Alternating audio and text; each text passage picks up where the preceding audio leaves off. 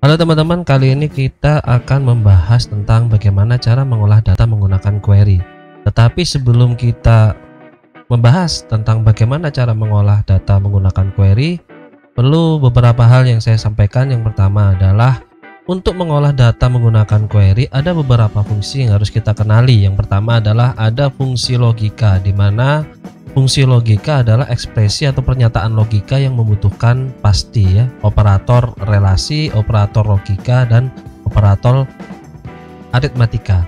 Nah, yang pertama adalah operator relasi ya. Ini ada operator relasi, ada sama dengan, lebih kecil, lebih besar, lebih kecil sama dengan, dan lain sebagainya gitu ya. Nah, ini perlu kita ketahui nanti di saat kita menggunakan fungsi logika, kita pasti beberapa kali membutuhkan dan bahkan menggunakan operator relasi. Yang pertama itu. Yang kedua, kita juga membutuhkan operator logika, ada AND, OR, dan lain sebagainya. Di sini ada penjelasannya, mungkin nanti teman-teman bisa difahami pembahasan atau artinya fungsi dari operator logika ini apa.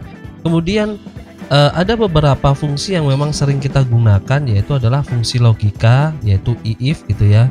Ada if yang dengan operator logika OR, kemudian ada if yang AND, dan lain sebagainya ya, atau mungkin if majemuk. Nanti kita contohkan semua. Kemudian ada fungsi string. Nah, ini fungsi-fungsi yang memang umum di Microsoft Office yang lainnya seperti Excel, kita sering menemuinya juga. Ada left, right, mid. Kemudian ada kombinasi ya, kombinasi antara fungsi logika dengan fungsi string. Ada if dengan menggunakan left, ada if dengan menggunakan right, dan lain sebagainya. Nah, itu yang perlu kalian pahami.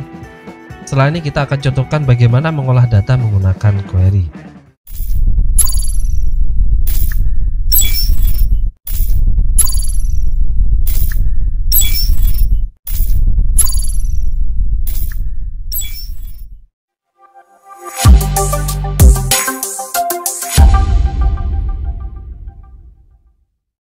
Oke teman-teman, kali ini saya akan mencontohkan bagaimana mengolah data menggunakan query, di mana pengolahnya adalah menggunakan fungsi if.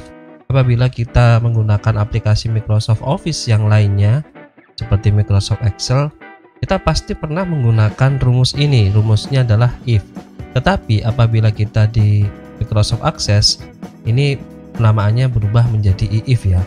Tidak tahu asalnya bagaimana, tetapi di sini kita langsung gunakan aja cara menggunakan fungsi logika if pada Microsoft Access untuk mengolah data. Yang pertama, untuk menggunakan if ya tentunya kita ketik dulu ya di sini ya, if, kemudian ada tanda kurung buka, kemudian di sini kita sebutkan. Nah, oh saya kelupaan mungkin ya. Di sini kita tentukan konsepnya dulu. Kita menginginkan mencari data apa. Nah, di sini saya menginginkan bahwa saya ingin mencari data di mana menampilkan informasi di sini yang satuannya adalah BC. Di sini akan keluar satu kolom lagi yang menginformasikan informasinya adalah benar salah. Jadi apabila di sini BG berarti sini salah, tablet salah. Apabila satuannya BC seperti ini berarti benar gitu ya. Oke, kita coba. Kita contohkan yang mudah-mudah dulu aja. If, kemudian kita masukkan, kita tadi konsepnya adalah menggunakan field satuan. Kita ketikkan di sini satuan gitu ya. Kemudian sama dengan, kemudian tanda petik 2 ya. Nah, artinya apa? Di video sebelumnya juga saya sudah jelaskan. Mungkin kita juga harus mengenali dan memahaminya satu persatu gitu ya. Tanda petik ini adalah memfungsikan string gitu ya. Fungsinya adalah membuat string sebuah nilai gitu ya. Sebuah nilai itu bisa jadi angka, bisa jadi huruf, dimana dipastikan dalam penulisan query ini untuk bisa menjadi string gitu ya. String atau teks gitu ya. Oke, di sini kita ketik BC seperti ini, kemudian ditutup lagi dengan tanda petik 2. Artinya apa? Di sini artinya adalah apabila satuannya itu adalah BC gitu ya, makanya maka titik koma. Nah, di sini sebelum saya lanjutkan teman-teman, perlu saya sampaikan lagi, ini pengenalan simbol yang kedua, atau mungkin simbol-simbol yang lainnya ya, mungkin bukan yang kedua. Ada titik koma, nanti milik teman-teman disesuaikan. Di video sebelumnya saya juga sudah contohkan ya, disesuaikan dengan regionalnya. Di sini saya menggunakan regionalnya adalah Indonesia. Apabila Indonesia berarti menggunakan titik koma. Tetapi apabila regional yang kalian gunakan itu adalah selain Indonesia, khususnya English United States gitu ya, berarti menggunakan koma. Tapi tetap nanti disesuaikan gitu ya. Ini adalah separator ya. Ini separator juga, nanti separator fungsi yang memang harus digunakan di Microsoft Access. Oke. Nanti disesuaikan, tidak harus titik koma, biasanya antara koma atau titik koma gitu ya. Di sini saya menggunakan titik koma karena regionalnya Indonesia. Oke, kita lanjutkan. Titik 2 BC, titik 2 titik koma gitu ya. Oh, petik ya. Petik 2 BC, petik 2 titik koma, kemudian di sini kita beri keterangan petik 2 lagi. Apabila satuannya BC berarti benar gitu ya. Ada petik 2 lagi. Kita ketikkan di sini benar. Benar. Ini. Kemudian apabila satuannya BC berarti benar. Ini true-nya ya.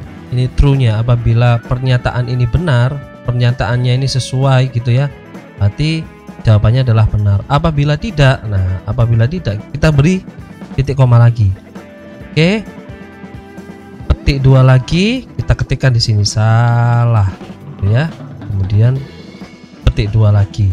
Oke, sebelum saya lanjutkan, sekali lagi saya ulangi, if atau apabila satuannya itu adalah BC gitu ya, berarti memasuki true ya, pernyataan yang benar.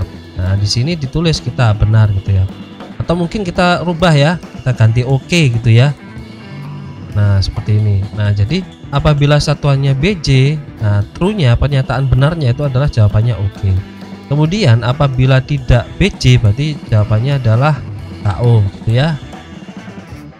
KO kita beri titik-titik. Nah, seperti ini. Kita harus sedikit membedakan. Oke. Nah, sudah selesai, dan jangan lupa diberi tanda petik 2 untuk menandakan string. Yang terakhir adalah kita kasih kurung tutup, karena kenapa? Fungsi dari if adalah pernyataannya, kemudian pernyataan benarnya, true-nya, kemudian salahnya. Gitu ya. Kita cek, kita arahkan ke kolom yang lainnya. Nah, tidak ada message kesalahan. Di sini langsung keluar. Nah, ini kita beri namanya cek gitu ya. Oke. Seperti ini teman-teman.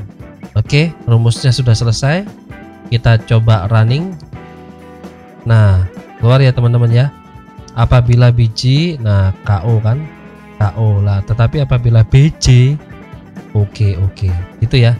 Nah, kira-kira seperti itu tadi cara membuat fungsi if, gitu ya. Berikutnya saya akan contohkan menggunakan rumus-rumus yang lainnya, memadukan antara if dengan fungsi logika yang lainnya. Oke, sampai ketemu lagi di video berikutnya.